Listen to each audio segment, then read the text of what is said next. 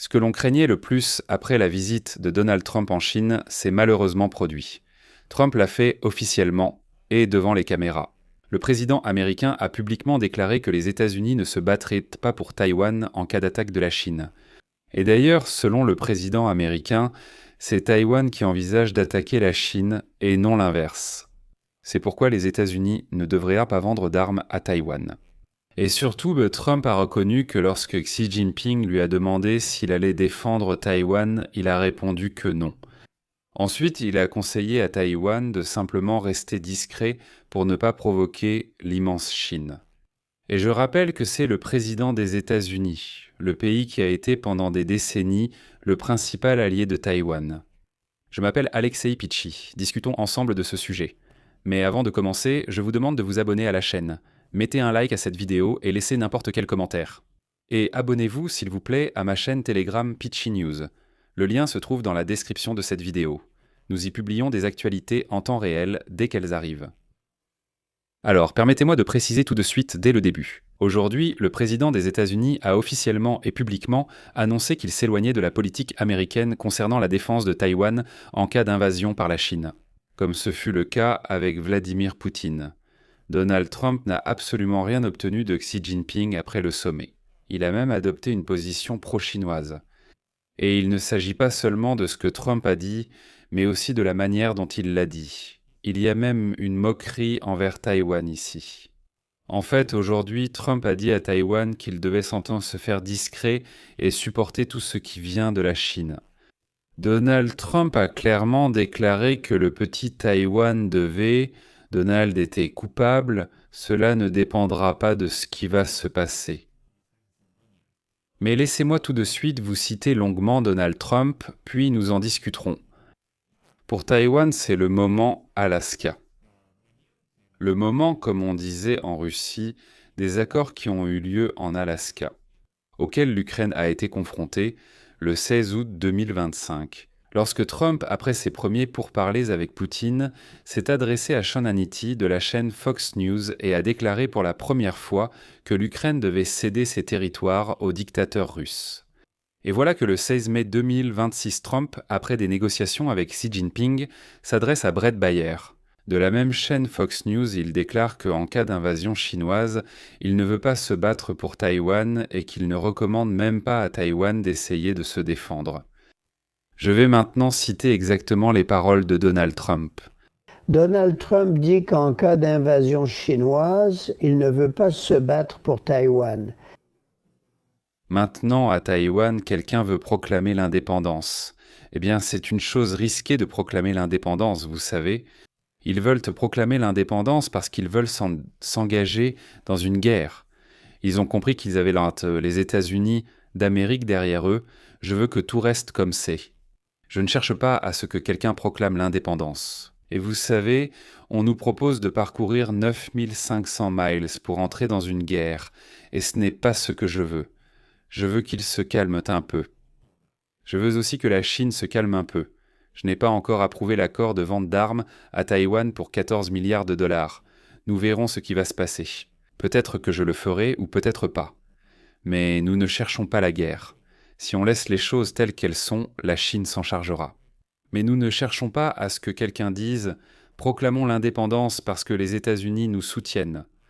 Si vous regardez les probabilités, la Chine est un pays très très grand et Taïwan est une toute petite île à 59 miles de là. Et nous, je vous rappelle, sommes à 9500 miles d'eux. C'est un problème un peu compliqué.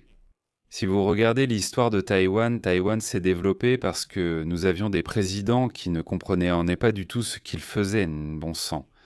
Parce que s'ils avaient imposé des droits de douane sur les puces, eux, c'est-à-dire les fabricants de processeurs, ne seraient jamais partis. Tout tourne autour d'Intel et de nos autres entreprises. Ils ont volé notre industrie des processeurs. Ils parlent de Taïwan. Si l'un de nos présidents avait dit « Vous pouvez partir et construire à Taïwan pour vendre ça en Amérique, mais nous allons imposer des droits de douane de 200%, nous n'aurions jamais perdu l'industrie des puces. » Fin de citation. Oui, ce sont bien les paroles du président des États-Unis d'Amérique. Il me semble qu'il n'est même pas nécessaire de commenter cela.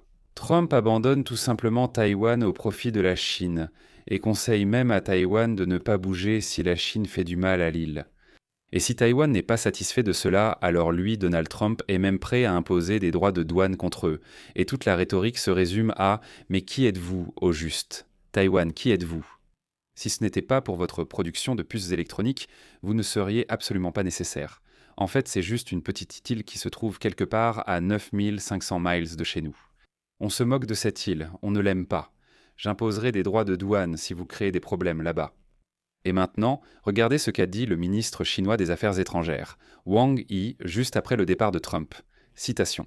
« Nous avons ressenti lors de la rencontre que la partie américaine comprend la position de la Chine et accorde de l'importance aux positions exprimées et aux préoccupations de la Chine, et qu'elle ne soutient pas et n'accepte pas le mouvement d'indépendance de Taïwan. » Déclaration publique du ministre chinois des Affaires étrangères affirmant que les États-Unis ont accepté leur position sur Taïwan. Washington n'a pas démenti cette déclaration, et Donald Trump a même affirmé avec force son accord. Mais ici, une comparaison directe entre l'Ukraine et Taïwan s'impose. Trump dit qu'il ne doit rien à Taïwan tout comme à l'Ukraine. L'Ukraine avait le mémorandum de Budapest, et Taïwan avait aussi 2 lois qui obligeaient les États-Unis à aider. Je vais expliquer. Quand on a rappelé à Donald Trump que les États-Unis sont légalement obligés, selon la loi sur les relations avec Taïwan de 1979, de fournir des armes à Taïwan pour sa légitime défense. Et aussi selon une autre loi de 1982, les États-Unis ont donné à Taïwan l'assurance directe qu'ils ne consulteraient jamais Pékin concernant la fourniture d'armes à cette île. Donald Trump a répliqué littéralement de la manière suivante. Écoutez, 1979 et 1982, c'était il y a très longtemps, et la situation a quand même changé. C'était au siècle dernier. De quoi parlez-vous ? Oui, une promesse a été faite, mais c'était par les anciens présidents. Quel rapport avec moi ? On n'est pas tenu de se rappeler de nos engagements des années après. Voilà toute la réponse. 44 ans d'engagement américain. C'est d'ailleurs la même réponse concernant les engagements des États-Unis envers l'Ukraine selon le mémorandum de Budapest. Donald Trump déclare « Ce sont d'anciens présidents qui ont fait cela. Quel rapport avec moi ?» La réaction de Taïwan a d'ailleurs été rapide et claire. Les responsables ont souligné que les déclarations même des officiels américains témoignent que la politique des États-Unis envers l'île n'a pas changé. Et ici, il faut reconnaître que oui, les États-Unis d'Amérique n'ont jamais officiellement soutenu l'indépendance de Taïwan. Ils ont toujours soutenu la politique d'une seule Chine. Mais je vous rappelle, par exemple, Nancy Pelosi, une démocrate, elle prenait simplement l'avion et se rendait à Taipei sans même prêter attention à Pékin. Et je rappelle que Pékin n'osait pas faire de telles déclarations auparavant. Mais, et c'est fondamental, à Taipei, ils ont également déclaré « Taïwan appelle les États-Unis à ne pas cesser la vente d'armes à l'île, en soulignant l'importance de cet accord pour la sécurité régionale et la dissuasion. » Autrement dit, Taipei demande publiquement de ne pas arrêter ce que Trump refuse publiquement de confirmer. Cela montre clairement un manque de confiance envers le partenaire. Il est évident que cela a été une victoire pour la Chine, même si le conseiller à la sécurité nationale, Waltz, s'est exprimé après le sommet et a essayé de rassurer tout le monde. Je cite, « Le président Trump a déclaré ne pas vouloir de guerre dans le détroit de Taïwan. La meilleure façon de préserver la paix est de donner à Taïwan les armes nécessaires pour dissuader une invasion de la part de la Chine communiste. Et Pékin ne vote pas sur les armes que nous vendons à Taïwan ou à tout autre pays. C'est beau, nous sommes fiers. Aucun pays comme la Chine ne nous dictera quoi que ce soit. Mais je rappelle que c'est un conseiller à la sécurité nationale, pas le président. Et le président, Donald Trump, a dit que nous verrons bien ce qui va se passer et que c'est Taïwan qui veut la guerre, pas la Chine.